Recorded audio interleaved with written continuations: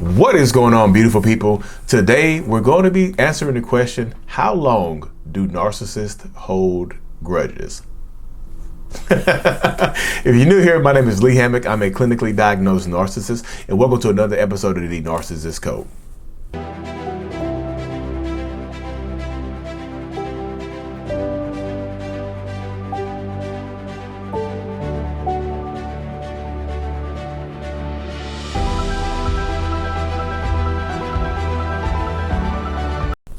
Welcome back, y'all. The finger pistols felt weird right there.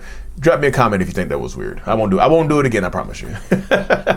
Look, one strike and you're out right there for me with the finger pistols. Anyways, y'all, welcome. What's up? What up? Happy Tuesday. But yeah, this is a question I get a lot, y'all. Dude, I'm feeling great. Oh no. That's one of the things, y'all.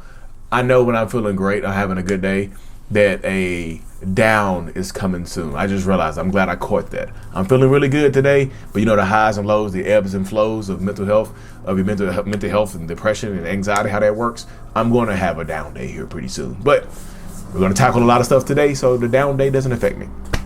Anyways, y'all, if y'all having a down day, pick yourself up. If you are in a down day right now, I love you. I appreciate you being here, watching this video. You are worthy. You are worth it. You are enough. Wait. I have the shirt on. The shirt says I'm enough. So you are enough. So thank you. But yes, y'all, back to the topic at hand. I know I got carried away. I just had to shout y'all out. How long do narcissists hold grudges? How long do you think? Drop it in the comment section. How long do you think? Because a lot of times in these spaces, when you're dealing with narcissistic people, y'all, think about it. They hold grudges some of them can hold grudges forever. And I got this video got inspired because a woman commented. I saw a video about a woman, right? She commented, she's like, I finally decided to give my toxic a guy I know from my childhood a chance. Like, he's been pursuing me for 20 years, and I finally decided to give him a chance, and it was a date from hell. Like, I tried to set a boundary. He lost his mind and said, how dare you talk to me like this? How dare you do this? Lost his mind. And she said it in her video. She said, people warn you about giving people chances from your past. They're like, hey, be careful giving people a chance that you overlooked in the past because they hold grudges. Some narcissistic people absolutely will hold a grudge until the day that they damn die. Will hold their grudge. And that, y'all, there is no end a lot of times there's no end in sight for that grudge. Let me say it like that. Because some of them will hold, and like, there's no particular person that they won't hold a grudge against. They will hold a grudge against their kids, their family members. They will hold a grudge against anybody who they feel like has wronged them in any way, shape, or form. Like, if their kids do something wrong to them and now the kids are not talking to them, they will not reach out to the kids. They feel like, hey, I'm your parent. You need to reach out to me. I'm holding a grudge until I die. I'm going to write you out the will. I'm going to not talk to you anymore. If you have kids, I don't care about those grandkids. All because you said something disrespectful to me. All because I felt like you wronged me. And it could be something minor. It could be something minor. Your toxic parents hold grudges against you for something you might have done to them or said to them when you were a teenager. When you were the age of teenage. They might hold that against you when you were a teenager. And that's absolutely mind-boggling that they do that. Because a lot of them will do that, holding grudges. They said they hold grudges from when they are kids. Like, narcissistic people hold grudges from when they are children until the damn day they die, pretty much. Like, if a woman has done a narcissistic little boy or narcissistic little girl wrong, they will hold a grudge against that woman or that man or a person, whoever it is, y'all. It doesn't mean your gender identity it doesn't affect how much of a grudge they hold against you. Man, woman, non-binary, whatever you identify as, that grudge is just as fresh. It's fresh. It does not matter. With your religion, whatever. I know certain religions might have it within the religion that you can't hold grudges. Grudges are bad or whatever. But narcissistic people, y'all, they might pretend to be religious, but they are literally, some of them are literally the worst people on the planet. They just fake being religious. They will hold a damn grudge against you forever. Like, they'll hold that's why, like, a lot of times This is why the silent treatment happens. I'm not saying that all grudges are held for eternity, but most of them are. Like, if you do them wrong, right? If you do a narcissist wrong, if they feel like you do them wrong, right? They're going to be pissed at the fact that you've done them wrong in the relationship. That's where the silent treatment comes from. That's a grudge. That's them holding a grudge. What's the longest somebody has went silent against you? You know, when they've been dismissive of you, like when you've grown up with this person, like your sibling can hold a grudge against you from when you were kids. You remember that time when we were 6 years old and you didn't pick me on your team first, and I'm your brother. I've hated you since that day. Hey man, we're 70. I don't care. You see, you act like my feelings don't matter. You see what I'm saying? 70 years. 70. You know what I mean? That's why I just tell people, like, and I know this happens. If you've ever cheated on a narcissist or they perceive you cheating on them, they will never let that go. I don't care if they say, I forgive you, let's work through this. They will never ever let that go. They will treat you horribly based on the fact that they feel like you cheated. Like, if they think you cheated, they will treat you horribly. So if you actually did and you confess to it, they are going to treat you horribly for the rest of your life. And they're always going to find a justification. They're like, narcissistic people, the reason they can hold grudges for so long is because they always find a justification for the grudge. They always find a way to justify the grudge.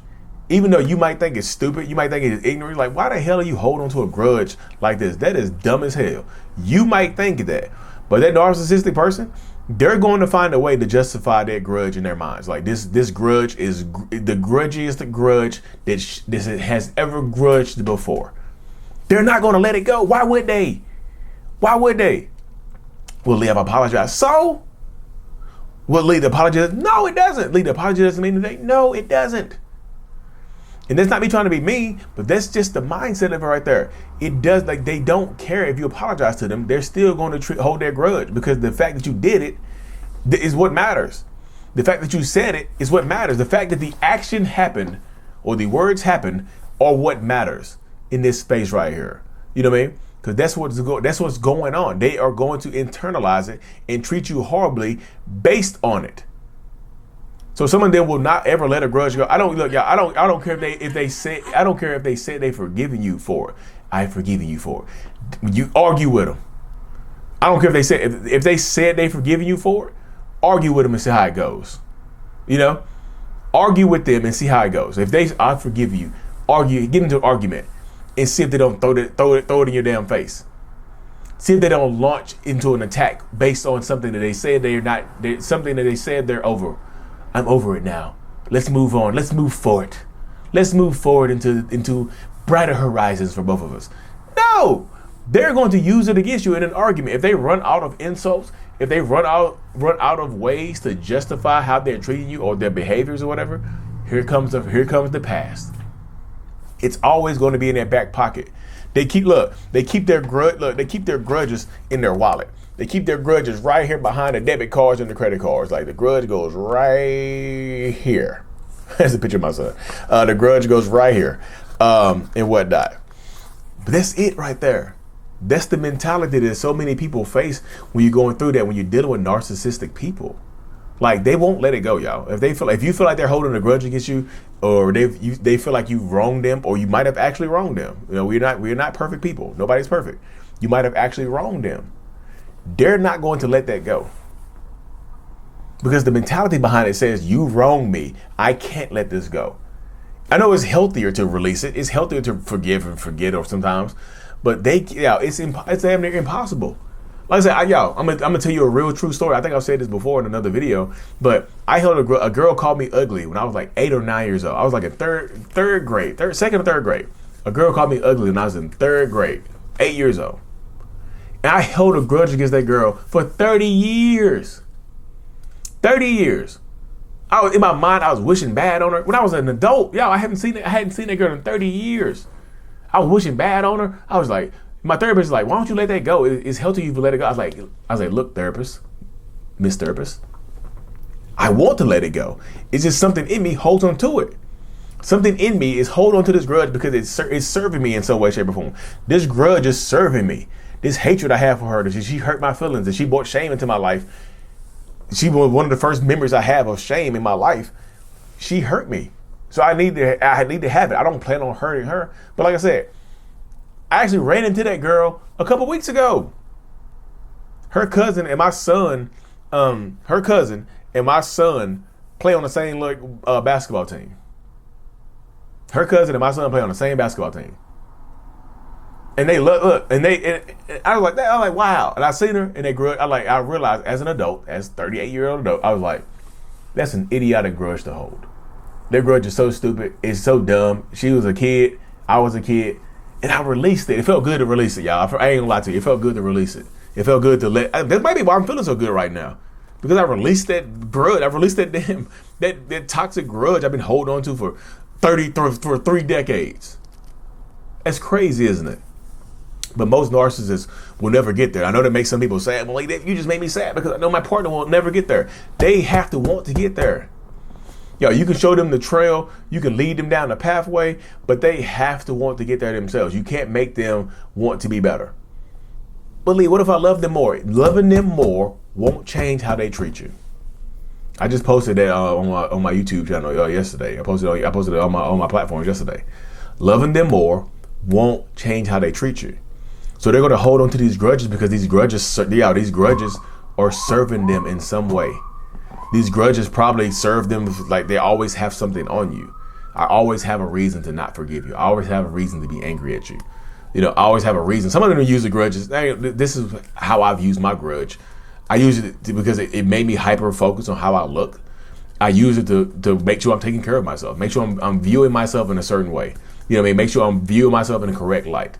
That's how I use my grudge in a somewhat positive way. Because, I make sure I ain't looking rough. I look rough sometimes on camera, but today is not that day. But they will hold grudges forever, y'all. Even if they say they forgive you, they might bring it up in future arguments, future actions, like future situations. They might bring it up and use it against you again. Because that's the mindset behind it. I'ma always have this to serve me if I need it. I always have this grudge in my back pocket to be angry at you and to use as leverage against you. If you're winning the argument against me, I can always use this against you. Even if I said I was sorry. Even if you said you were sorry, I don't care. It serves me now. But anyways, y'all, thank y'all for tuning in. Of course, I truly appreciate every single one of y'all. Make sure you subscribe to the channel. We're creeping towards that 500K, the elusive 500,000 on YouTube. Thank you so much. Mental Healness is out. Peace. Thank you so much for making it to the end of my video. You are a mental healness rock star, and I appreciate you for being here. If you haven't already, make sure to click on the screen to subscribe to the channel and watch another one of my videos on my playlist. There's also a link available up here for you to purchase my kids' book, Remember It's Not Your Fault, on Amazon. So check that out. Thank you. I will see you in the next video. Peace.